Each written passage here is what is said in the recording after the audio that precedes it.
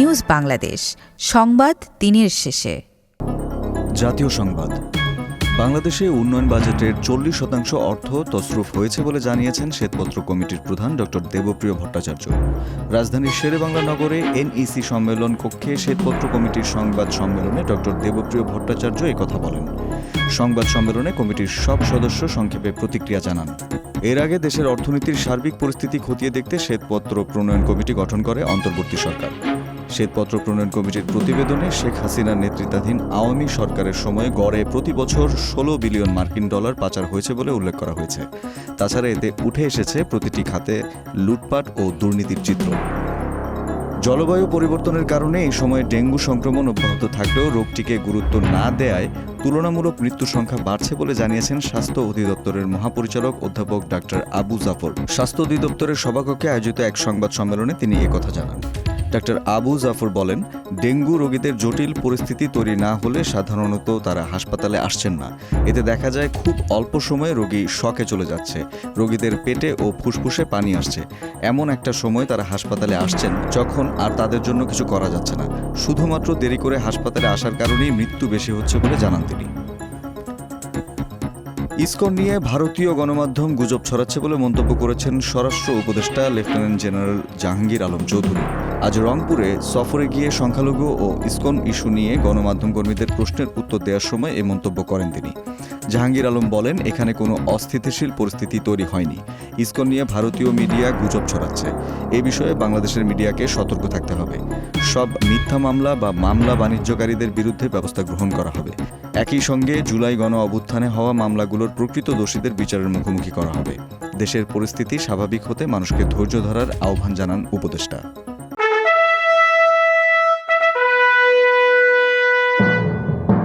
রাজনীতির সংবাদ। রাজধানীতে 2004 সালের 21 আগস্ট গ্রেনেড হামলার ঘটনায় হত্যা ও বিস্ফোরক দ্রব্য আইনের 2 মামলায় হাইকোর্টের রায়ে খালাস পেয়েছেন বিএনপির ভারপ্রাপ্ত চেয়ারম্যান তারেক রহমান। এই 2 মামলায় খালাস পেলেও এখনও 4টি মামলায় সাজাপ্রাপ্ত তিনি। আইনজীবীদের প্রত্যাশা, বাকি মামলাগুলোতেও ন্যায় বিচার পেলে তারেক রহমানের দেশে ফেরায় আর কোনো বাধা থাকবে না। তারেক রহমানের আইনজীবী ও বিএনপির আইন সম্পাদক ব্যারিস্টার কায়সার কামাল বলেন, আরও 4টি মিথ্যা মামলায় তারেক রহমান সাজাপ্রাপ্ত।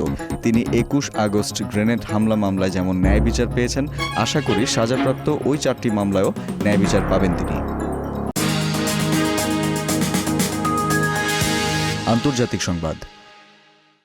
আফ্রিকার দেশ গিনিতে একটি ফুটবল ম্যাচে রক্তক্ষয়ী সংঘর্ষের ঘটনা ঘটেছে। সংঘর্ষে বহু মানুষের মৃত্যু হয়েছে বলে জানিয়েছে আন্তর্জাতিক সংবাদ মাধ্যমগুলো। বার্তা সংস্থা এএফপির খবরে বলা হয়েছে, রেফারির একটি সিদ্ধান্তকে কেন্দ্র করে সংঘর্ষের সূত্রপাত হয়। সমর্থকরা গ্যালারি ছেড়ে মাঠে নেমে সংঘর্ষে লিপ্ত হন। এমনকি সমর্থকদের দিক থেকে রেফারির উদ্দেশ্যে পাথর ছুঁড়েও মারা হয়। পরে সংঘর্ষ স্টেডিয়ামের বাইরেও ছড়িয়ে পড়ে। পুলিশ টিয়ার গ্যাস ছুড়ে পরিস্থিতি নিয়ন্ত্রণের চেষ্টা করে, কিন্তু এক পর্যায়ে থানায় আগুন ধরিয়ে দেয় উত্তেজিত জনতা। সংঘর্ষে বহু মানুষের মৃত্যু হয়েছে বলে জানিয়েছে প্রত্যক্ষদর্শীরা। এই ঘটনায় গিনির প্রধানমন্ত্রী মামাদু ওরি বাহ সবাইকে শান্ত থাকার আহ্বান জানিয়েছেন।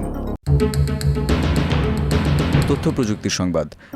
বিশ্বের শীর্ষ টেক জায়ান্ট গুগলের অঙ্গ প্রতিষ্ঠান জিমেইলের অ্যাপে নতুন সুবিধা যুক্ত করা হয়েছে। এখন থেকে স্মার্টফোনে জিমেইল ব্যবহারকারীরা সহজেই নির্দিষ্ট ইমেল পাঠানোর সময় প্রাপকদের নামের তালিকায় 2CC ও BCC অপশন থেকে ড্র্যাগ অ্যান্ড ড্রপ করে স্থানান্তর করতে পারবেন। নতুন এই সুবিধা যুক্ত হওয়ায় স্মার্টফোনে জিমেইল ব্যবহারকারীদের বেশ সহায়ক হবে, কারণ ইমেইলে বেশি সংখ্যক প্রাপকদের নাম যুক্তের সময় 2CC ও BCC অপশন নির্বাচন করার ক্ষেত্রে অনেক সময় ভুল হয়ে যায়। এর ফলে প্রাতিষ্ঠানিক ইমেইল পাঠানোর ক্ষেত্রে ভুল বুঝাবুঝিও হয়ে থাকে। নতুন ড্র্যাগ অ্যান্ড ড্রপ সুবিধার মাধ্যমে ভুল অপশনের নাম যুক্ত করা হলেও নামটি ড্র্যাগ করে অন্য অপশনে স্থানান্তর করা যাবে। সম্প্রতি গুগল জানিয়েছে, ওয়েব সংস্করণে থাকা এই সুবিধা এখন অ্যান্ড্রয়েড অপারেটিং সিস্টেমে চলে স্মার্টফোনেও ব্যবহার করা যাবে। খেলার সংবাদ। জ্যামাইকা টেস্টের দ্বিতীয় দিনে ব্যাট করতে নেমে সুবিধা করতে পারেনি বাংলাদেশ। মাত্র 164 রানেই অল আউট হয়ে যায় বাংলাদেশ, আর 70 রান তুলে দিন শেষ করেছে ওয়েস্ট ইন্ডিজ। সব মিলিয়ে পুরো দিনেই রান হয়েছে মাত্র 165।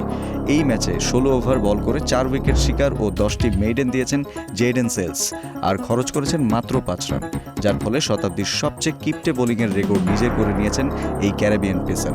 প্রথম দিনে সেলস বল করেছিলেন মোট 7 ওভার, তার মাঝে মেইডেন দিয়েছেন 6টি। দ্বিতীয় দিনে এসে করেছেন 8.5 ওভার, তাতে 3 রান দিয়ে নিয়েছেন 4 উইকেট।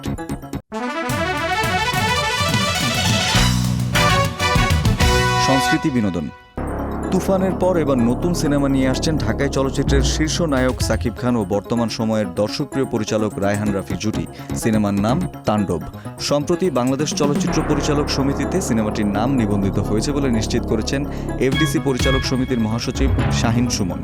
তিনি বলেন, নতুন একটি সিনেমার নাম পরিচালক সমিতিতে নিবন্ধিত হয়েছে, যেটির নাম তাণ্ডব। এটির পরিচালক রায়হান রাফি। জানা গেছে, ফুল ফ্লেজড অ্যাকশনধর্মী সিনেমা হবে তাণ্ডব। চলতি সপ্তাহে সিনেমাটির ঘোষণা আসার কথা রয়েছে বলে ঘনিষ্ঠ সূত্রে জানা গেছে। সিনেমাটি প্রেক্ষাগৃহে মুক্তি পাবে আসছে কোরবানি ঈদে।